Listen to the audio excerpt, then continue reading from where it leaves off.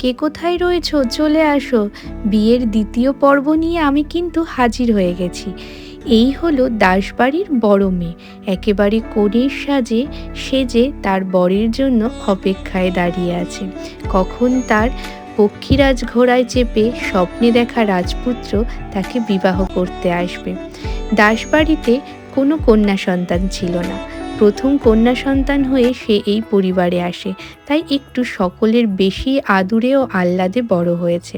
আজ সেই মেয়েরই বিয়ে।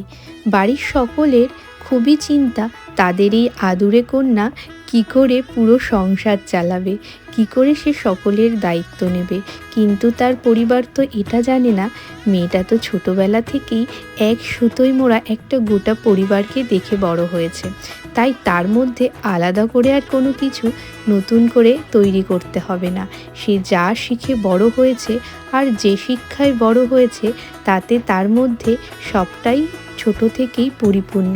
কি করে সকলকে নিয়ে চলতে হবে এবং সকলকে এক সুতোয় বেঁধে রাখতে হবে।